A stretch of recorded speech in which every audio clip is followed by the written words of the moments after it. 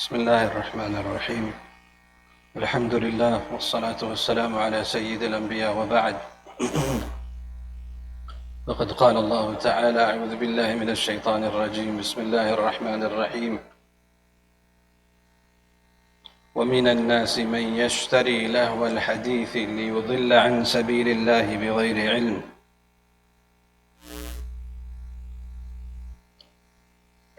I'm going to continue with our discussion. We were going through this article by Dr. Leonard Sachs in relation to this title. We mentioned how to bring up kids in the age of internet and social media so that the kids become strong in character and virtue. This was part of our ongoing discussion regarding cell phone addiction and the harms of the smartphone, the harms of social media. We were touching on these issues. Obviously, we cannot exhaust this discussion. There is so much that is available now. We should try to access this information, especially as parents, even as youth, boys and girls, as grown-ups, adults, teens, that I should be aware of the harms of this tool. And nevertheless, we just went through one point and we wanted to go through quite a few, so I'm going to try to read through them as quick as possible and maybe comment on some of them. So he goes on, he continues. Remember the first point, which was the summary of his article, or you can also say summary of his book, The Collapse of Parenting. The first point he made was, don't give your children smartphones. I mean, if you are able to abstain and keep them away, not give it to them at all until they are grown-ups and they are responsible enough, they know how to use it, that would be best case scenario. That would be protecting them from those harms that can potentially destroy their youth, their life in the end. Number two, he goes on to say, keep them away from games, video games, that promote violence and vice. Many of us parents, we don't realize when we allow our children to play video games, what they are playing, and how these video games have an effect on their personality, their behavior. No matter what the promoters of these video games may tell you, but the reality is these video games have an effect on our children, their personality. Dr. Leonard himself goes on to mention, keep them away from games that promote violence and vice. He talked about Fortnite and Grand Theft Auto. Grand Theft Auto in particular rewards a person for doing all the wrong stuff, meaning the kids are rewarded in the game for committing crimes, stealing cars, killing people. Kids are rewarded for this. What kind of character is that going to build? These games build a mindset in the child. When that child is playing that game, he himself says, what kind of character is that going to build? He talked about how violence in games is directly related to gun violence in America. And he gave statistical examples. We can't go through them. I mean, you can mention so much. I'm sure a lot of you have been exposed to such articles, such videos, which show the relationships. Little kids now, they're aspiring to be murderers, right? I saw a small little clip where our teacher was asking probably a 7, 8-year-old, right, what do you want to be in life? And then the child responded by saying, I want to be a murderer. I want to kill people. This is what excites me. This is what is, what I think to be enjoying, right? This brings me joy. I want to kill people. This is a small little kid. And from this we can imagine what these kids, how the video games they play affects them. He goes on, we have to go through these points quickly. Number 3, he says, no TV or computers in the bedroom. As parents, we should not make this mistake of allowing our children to have a TV or a smartphone in their bedroom in private. Kids cannot be in the bedroom with screens, whether it's schoolwork or something else. Meaning we need to take a firm stance on this with our kids. Make a family room the place where screen time is allowed. If you want to sit with your schoolwork, sit in the living room, a family room where everyone comes and goes. Follow the example yourself as well. This is kind of hard on parents because we as parents find ourselves on our phones in our bedrooms. And when the kids see us, they say, if you can do it, why can't I do it? And therefore they follow our example. Therefore we should lead by example. And to be honest, I am also guilty of this. Many of these points are a lesson for me too, right? That I should stop doing this if I want my kids to stop doing it. So no screens in the bedroom. The bedroom should be a place to go to sleep, not to socialize with the outside world. May Allah protect us. Number 4, keep kids away from Instagram, social media platforms. Keep kids away from Instagram, Snapchat, and Facebook, if possible, as long as possible. These are detrimental to our kids if they are on these social media platforms. If they are already on, then we should try to convince them, speak them out of it. Get off of it, delete your accounts, right? Brothers, pay attention here. Brothers, pay attention here. They will do what they need to do. He is saying, keep kids away from Instagram, Snapchat, and Facebook if possible, as long as possible. Put monitoring software on their devices so that every single picture they take or share, you get notified. Take their phones away at 9 o'clock at night and give it back to them in the morning. Tell them that this is a condition going forward if they would like to keep their phone. That's if they have a phone. They shouldn't have a phone. But if they do, set time limits. Take it away from them. He's saying 9 o'clock, give it to them in the morning. He goes on to say further, girls, according to statistics, are greatly influenced by Instagram and Snapchat. Many of our girls, right, they're on these social media platforms, and we don't know what's happening to them, what they are being exposed to. He goes on to say, girls by nature will always post the good things that are happening in their lives. And girls would know better of this. This will create a false illusion among other girls and lead them to think that their lives is a mess and make them go into depression. Like teen depression is skyrocketing. It's never seen before. This type of teen depression, the doctors are speaking about it, right? The rise, the spike in teen depression, sometimes which leads to teen suicide, right? The numbers are skyrocketing. One of the prime reasons is social media. It's leading them to depression, especially the girls. Boys are influenced more by video games. He says limit screen time to 20 minutes a day if they want to. This is recreational time, not school time. Recreational time limited to 20 minutes a day during the week and 1 hour on weekends, max. No more than that. But the condition is they complete all their school work and their madrasa work, obviously, right? They complete all their madrasa and school work, then they might be given this time. 20 minutes max a day or 1 hour on the weekend. And these minutes don't roll over, he says, right? If they don't spend that time one day, they don't add it to the next day. He says, in regards to depression, America, and we're probably not far behind Canada, America is one of the leading countries where drugs are given to kids in the name of ADHD and depression.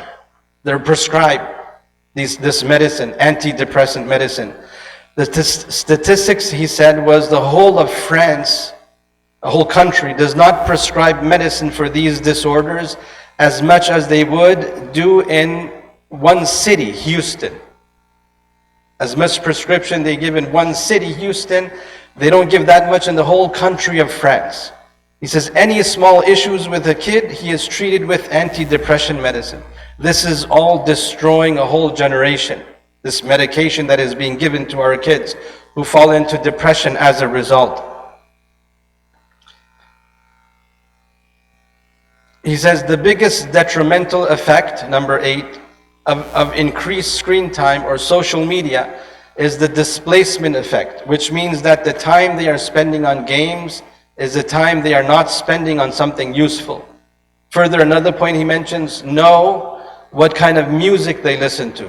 Obviously music, alhamdulillah, Allah has protected us, has made it haram for us. So obviously we as Muslims, we don't listen to music. But if our kids have fallen into listen to music, right? The music of these times are ripe with sexual innuendo. Make sure they do not make people like Justin Bieber or Akon as their role models. He gives example of how the Chartbusters song last year with some 1 billion or so downloads was filled with the most sexual content imaginable. This is the music they are pushing on our kids. Kids are listening to this. What will happen to the mind of these kids, right? The explicit nature of this music now that they listen to, it will, destroy their character, right? They will grow up, and if we find them becoming involved in illicit relationships, we should not be surprised. This is what they are being taught. This is what this culture is promoting, right? To engage in these illicit relationships. And the music has a big role to play in this. Right, we know what music does. The Prophet ﷺ said, "Al-ghina yumbitu nifaqa fil qalb." Music, it develops hypocrisy in the heart. What does that mean, hypocrisy? When a person continuously listens to music, internally he loses the importance of religion, of Allah and His Rasul and the teachings of Deen. Internally, there's hypocrisy. There's no interest in religion anymore. The Deen. Outwardly they might be Muslim, but internally they have no affiliation to religion anymore. It kills a person from inside when people become habitual to listening to music. He gives some points. I wanted to go through these points regarding how we should behave with our kids to give them a chance, right? To give them a chance at becoming people of character and virtue. He says, be a peer to them, not a friend. Don't befriend them in such a way, he's saying. If you become too friendly with the kids, they will start taking you for granted, take advantage of you. In other words, he's saying, speak to them from a place of authority. That you are the parent, you are the father, you are the mother. You have authority over them. And establish that authority with your kids. Where no means no. When you say this is it, this is it. That needs to be established. One of the deficiencies of parenting nowadays is parents have lost authority over their children. The children, and this has been prophesied by the Prophet ﷺ, how children will become the masters of their parents. The parents will be under the authority of their children. So he himself says, establish that parental authority. When you take away the privileges from kids for their bad actions, they are going to resist. Be firm. Remember, you are the parent. They will whine, they will cry, they will try to convince you otherwise. But as a parent, we need to stay firm on these principles and these values.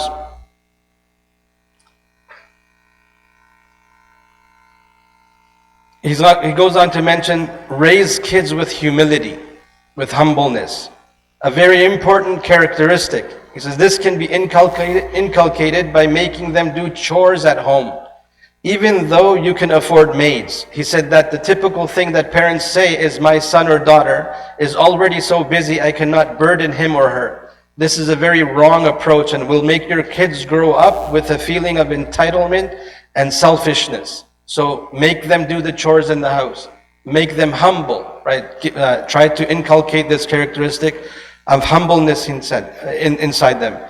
He further says, he said, religion is a very important factor in people's life. This is the crux of our life, religion. Right? A Muslim's life cannot be void of religion. We have salah, we have the Quran, we have the remembrance of Allah. All of this should be established in the home also, with the children. Establish a strong sense of religion within our children. He says, religion is a very important factor in people's life. Nowadays, people have made popularity, fame, money, etc. as their God. When people lack a higher purpose in life, then they try to make materialistic things as their end goal. He also speaks about spending time with the children, like having meals together with the family is very important. The kids who eat 7 or more times in a week with family versus those who ate alone, there's a big difference in their stress level and self-control and happiness, meaning spending quality time with our children. We know now, because of these devices, how separated we have become in the same home. Right? Sometimes it's hard to see our own children because they are so busy with these devices. This has caused this rift within the home, a break of relationship within the home. There's no bonding anymore of the family. And this has led to many disorders, as well as being deficient in social skills. Right? So many parents now are complaining that their children do not have the social skills to relate with one another, right? With their relatives. They're not ready to speak to them anymore. They don't know who their uncles and aunts are, their extended family, or within their own family. They're not ready to communicate anymore, and so on and so forth. These are just some important points he mentioned. You can find the book, the article online also of this doctor. But many of these points, as we have seen, as people of religion, people of Islam, we know that these are points that we should also emphasize from a religious perspective. And we need to look out for, especially in relation to our children. May Allah subhanahu wa ta'ala give us the tawfiq to understand the challenge that we as parents, our children are facing. A lot of times they are innocent. And because of the lack of attention of the parents, because of the deficiency in parents, children end up becoming devastated. Their character being ruined because they did not have that parental guidance that they needed when they were growing up. May Allah subhanahu wa ta'ala forgive me, forgive all of us for any deficiencies. May Allah make it easy for us. It is a great responsibility. Just like it is a blessing to have children, even more so it is a responsibility to allow those children to grow up in a pure environment, to grow up in a religious environment, to grow up in an environment that develops their character and virtue and not destroy it. May Allah subhanahu wa ta'ala give us the tawfiq, give us the ability. Wa akhir da'wana alhamdulillah. Alhamdulillah. الحمد لله الذي أحاط بكل شيء علما ووسع الناس رحمة وفضلا وحلما ورتب على أعمالهم نجاحا وخيبة وغنما وغرما فمن يعمل مثقال ذرة خيرا يره ومن يعمل مثقال ذرة شرا يره أحمده وأستعينه على سلوك الطريقة المثلى وأشهد أن لا إله إلا الله وحده لا شريك له يؤيد المتواضعين بعزته وفضله ويخذل المتكبرين بنقمته وعدله إن الأرض لله يورثها من يشاء من عباده والعاقبة للمتقين وأشهد أن سيدنا ومولانا محمدًا عبده ورسوله بلغ ما أنزل إليه من ربه على منهج حكيم وخلق قويم وكان بالمؤمنين الرؤوف الرحيم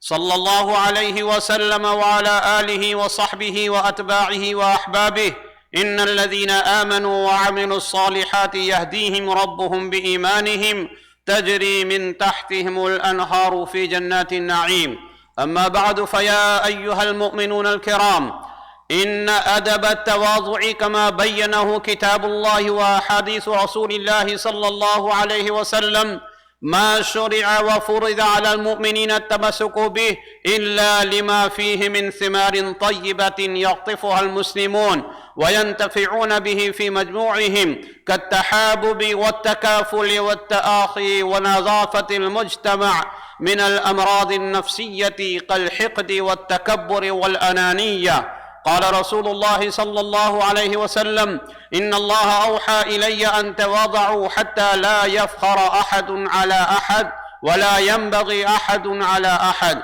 وقال عليه الصلاة والسلام ولا تباغضوا ولا تدابروا ولا تحاسدوا وكونوا عباد الله إخوانا. أما الاستعلاء على خلق الله والتطاول على بني آدم والتكبر على العباد والمباهاة بالمال والجاه والقوة والعلم فلا خير فيه ولا في صاحبه دنيا وآخرة. يقول الله تعالى: سأصرف عن آياتي الذين يتكبرون في الأرض بغير الحق وإن يروا كل آية لا يؤمنوا بها وإن يروا سبيل الرشد لا يتخذوه سبيلا وإن يروا سبيل الغي يتخذوه سبيلا ذلك بأنهم كذبوا بآياتنا وكانوا عنها غافلين. وقال رسول الله صلى الله عليه وسلم: لا يدخل الجنة من كان في قلبه مثقال ذرة من كبر. وعن ابن عمر رضي الله تعالى عنهما أن النبي صلى الله عليه وسلم قال: من جر ثوبه خيلاء لم ينظر الله إليه يوم القيامة. أما المتواضعون الذين لا يقوم في نفوسهم خاطر الاستعلاء بأنفسهم لأنفسهم ولا يهجس فيهم في قلوبهم الاعتزاز بذواتهم ويخشون الله ويراقبونه ويتحرجون من غضبه ويبتغون رضاه، فقد قال فيهم: تلك الدار الآخرة نجعلها للذين لا يريدون علوا في الأرض ولا فسادا والعاقبة للمتقين. بارك الله لنا ولكم في القرآن العظيم ونفعنا وإياكم بالآيات والذكر الحكيم. أستغفر الله لي ولكم ولسائر المسلمين فاستغفروه إنه هو الغفور الرحيم.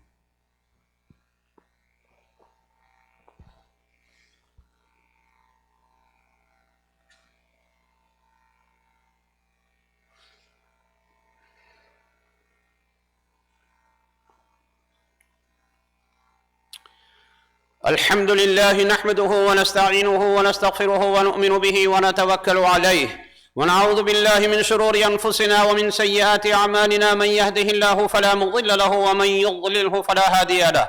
ونشهد أن لا إله إلا الله وحده لا شريك له ونشهد أن سيدنا ونبينا ومولانا محمدا عبده ورسوله صلى الله تعالى عليه وعلى آله وأصحابه وبارك وسلم تسليما كثيرا كثيرا. أما بعد، فقد قال الله سبحانه وتعالى مخبرا وآمرا: إن الله وملائكته يصلون على النبي يا أيها الذين آمنوا صلوا عليه وسلموا تسليما. اللهم صل على محمد عبدك ورسولك وصل على المؤمنين والمؤمنات والمسلمين والمسلمات، خصوصا على أمير المؤمنين سيدنا أبي بكر الصديق رضي الله تعالى عنه، وعلى أمير المؤمنين سيدنا عمر بن الخطاب رضي الله تعالى عنه، وعلى أمير المؤمنين سيدنا عثمان بن عفان رضي الله تعالى عنه، وعلى أمير المؤمنين سيدنا علي بن أبي طالب رضي الله تعالى عنه، وعلى سيدة نساء أهل الجنة فاطمة الزهراء رضي الله تعالى عنها، وعلى سيد شباب أهل الجنة الحسن والحسين رضي الله تعالى عنهما،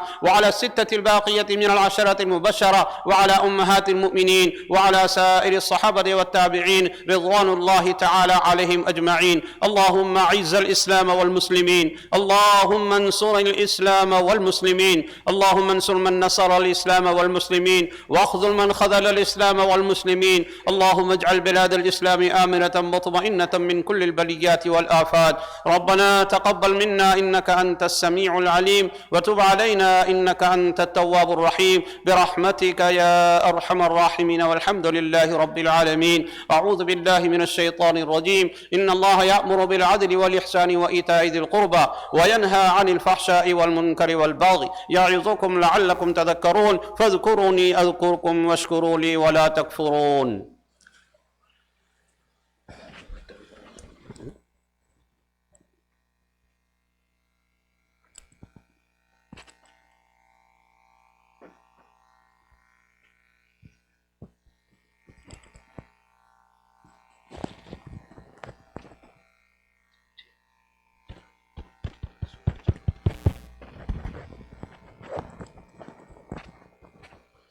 الله أكبر الله أكبر الله أكبر الله أكبر. أشهد أن لا إله إلا الله، أشهد أن لا إله إلا الله، أشهد أن محمد رسول الله، أشهد أن محمد رسول الله.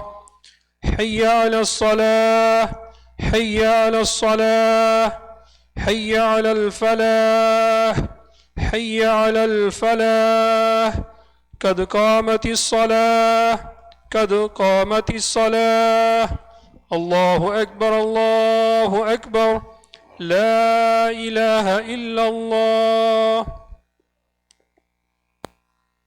الله أكبر.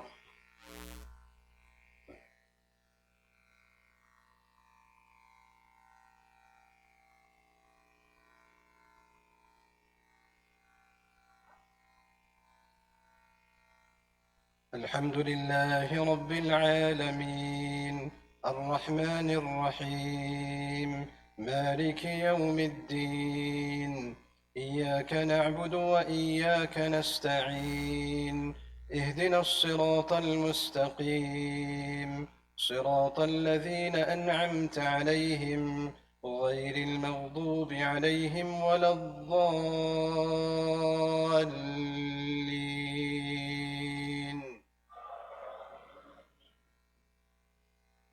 والعاديات ضبحا فالموريات قدحا فالمغيرات صبحا فأثرن به نقعا فوسطن به جمعا إن الإنسان لربه لكنود وإنه على ذلك لشهيد وإنه لحب الخير لشديد أفلا يعلم إذا بعثر ما في القبور وحصل ما في الصدور إن ربهم بهم يومئذ لخبير.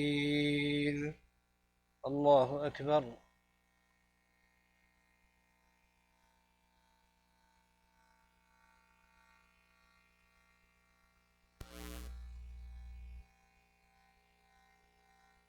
سمع الله لمن حمده.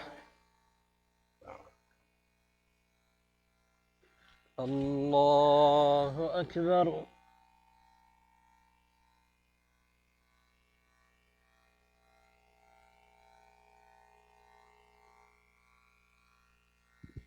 الله أكبر.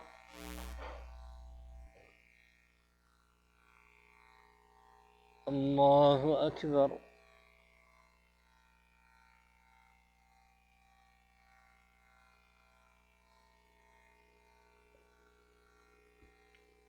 الله أكبر.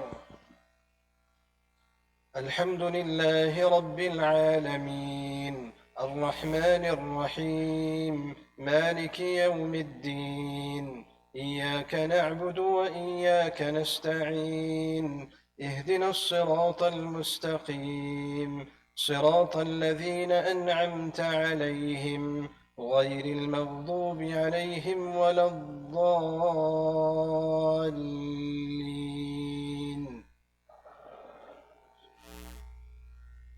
القارعة ما القارعة وما أدراك ما القارعة يوم يكون الناس كالفراش المبثوث وتكون الجبال كالعهن المنفوش فأما من ثقلت موازينه فهو في عيشة راضية وأما من خفت موازينه فأمه هاوية وما أدراك ما هي نار حامية. الله أكبر.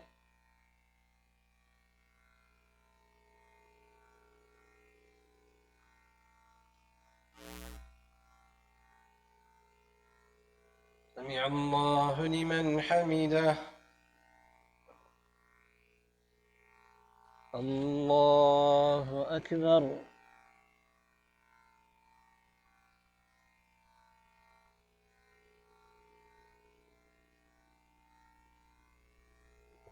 الله أكبر. الله أكبر.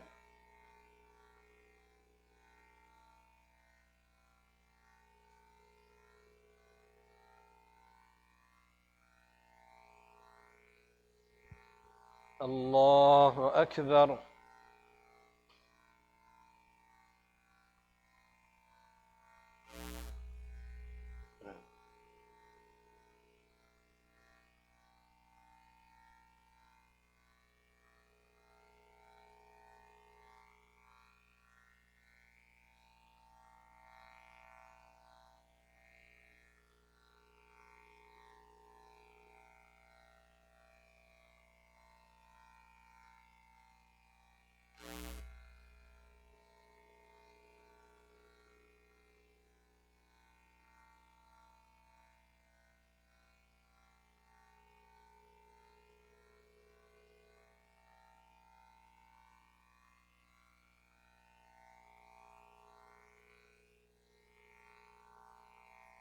السلام عليكم ورحمة الله. السلام عليكم ورحمة الله. استغفر الله. استغفر الله. استغفر الله.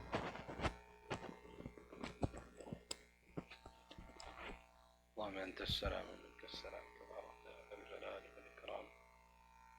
اللهم إنا على ذكرك وشكرك وحسن عبادتك. اللهم لا مانع لما أعطيت ولا معطي لما منعت ولا ينفع ذا الجد منك الجد.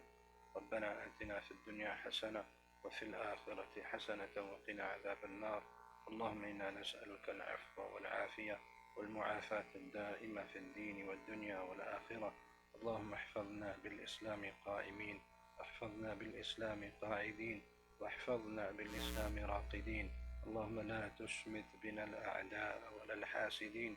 اللهم احفظنا من بين أيدينا ومن خلفنا وعن أيماننا وعن شمائلنا ومن فوقنا، ونعوذ بك أن نغتال من تحتنا. اللهم أصلح لنا ديننا الذي هو عصمة أمرنا. اللهم أصلح لنا دنيانا التي فيها معاشنا. اللهم أصلح لنا آخرتنا التي إليها معادنا. واجعل الحياة زيادة لنا في كل خير، واجعل الموت راحة لنا من كل شر. اللهم إنا نسألك من كل خير خزائنه بيدك، ونعوذ بك من كل شر خزائنه بيدك.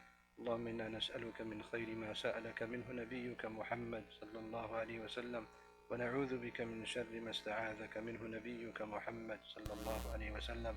أنت المستعان عليك البلاغ، ولا حول ولا قوة إلا بالله العلي العظيم. اللهم انصر الإسلام والمسلمين. اللهم أعز الإسلام والمسلمين. اللهم أصلح أحوال المسلمين في كل مكان. سبحان ربنا رب العزة عما يصفون، وسلام على المرسلين، والحمد لله رب العالمين.